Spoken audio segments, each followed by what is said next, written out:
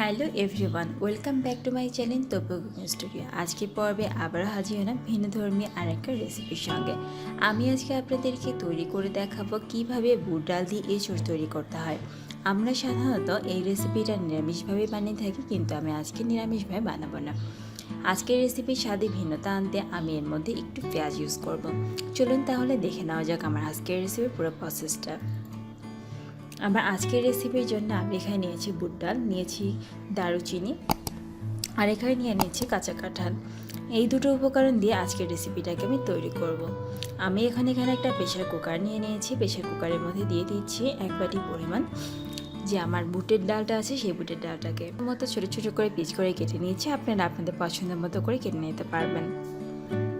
এখন আমি এর মধ্যে এই প্রেশারের মধ্যে এঁচোড় এবং ডালটাকে প্রথমে সিদ্ধ করে নেব। এই রেসিপিটা তৈরি করতে কিন্তু অনেক সহজ আর খেতেও অনেক মজা। দিয়ে দিচ্ছি পরিমাণ মতো পানি। আপনারা যদি এই রেসিপিটা একটু পাতলা খেতে চান তাহলে পানির পরিমাণটা বাড়িয়ে দিতে পারেন, তবে এই রেসিপিটা খুব একটা বেশি পাতলা না করে ঘন ঘন করলেই খেতে অনেক মজা লাগে।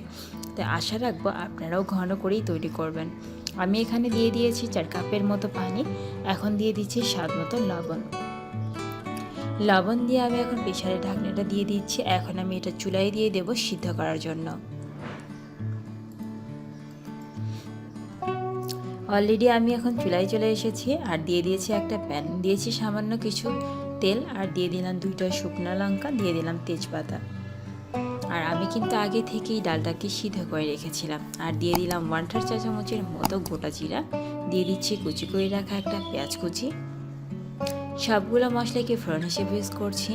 ফোড়নটাকে একটু ভালো মতো নেড়েচেড়ে নিতে হবে, কারণ ফোড়নটা যদি ভালো মতো ভাজা হয় তাহলে রেসিপি থেকে সুন্দর একটা স্মেল আসবে। এই জন্য উল্টিয়ে পাল্টিয়ে খুব ভালো মতো ফোড়নটাকে প্রথমে কুক করে নিতে হবে। তারপর আমি এর মধ্যে ইউজ করব অন্যান্য সব মশলা। দিয়ে দিচ্ছি মরিচের গুঁড়া, হলুদ গুঁড়া, রসুন বাটা আর জিরা বাটা। সবগুলো উপকরণকে আমি একসঙ্গেই করে নিয়ে নিয়েছি। আর সব উপকরণকে আমি প্যানে দিয়ে দিলাম। একটু পানি দিয়ে ভালো মতো আমি এখন মশলাটাকে কষিয়ে নেব, তাহলে মশলাটা কষানো অনেক সুন্দর হবে। আমি অলরেডি একটু পানি দিয়ে দিয়েছি। এখন আমি একটু টাইম নিয়ে মশলাটাকে কষাতে থাকবো যতক্ষণ পর্যন্ত আমার মশলাটা কষানো না হচ্ছে। যখন মশলাটা কষানো হয়ে যাবে আর দেখতে পারবেন পানি আর তেলটাও সেপারেট হয়ে গেছে, ঠিক তখনই এর মধ্যে সিদ্ধ করা ডাল এবং কাঁঠালটাকে অ্যাড করতে হবে।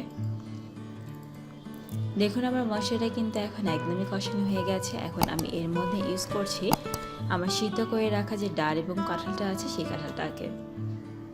এখন সবগুলো উপকরণকে আমি প্যানে দিয়ে দিলাম। এখন আমি কিছুক্ষণ 5 থেকে 7 মিনিট টাইম নিয়ে রেসিপিটাকে ফুটিয়ে নেব, তাহলেই কিন্তু আমার রেসিপিটা তৈরি হয়ে যাবে। আর রেসিপিটা সার্ভ করবেন গরম গরম ভাতে, তাহলে খেতে আরও বেশি মজা লাগবে। এভাবে ধীরে ধীরে ফুটিয়ে নিতে হবে। যখন ফুটিয়ে নেওয়া হয়ে যাবে আপনি দেখে বুঝতে পারবেন রেসিপিটা হয়ে যাবে অনেক থমথমে। আশা রাখবো আমার আজকের এই ভিন্নধর্মী রেসিপিটা আপনাদের ভালো লেগেছে। যদি ভালো লাগে তাহলে প্লিজ আমার চ্যানেলটাকে সাবস্ক্রাইব করবেন, পাশে থাকা বেল আইকনটাকেও ক্লিক করবেন। আজকে তাহলে এখানেই বিদায় নিচ্ছি। আগামীকাল দেখাবে ভিন্ন কোনো রেসিপির সঙ্গে। সব ভালো থাকুন, সুস্থ থাকুন।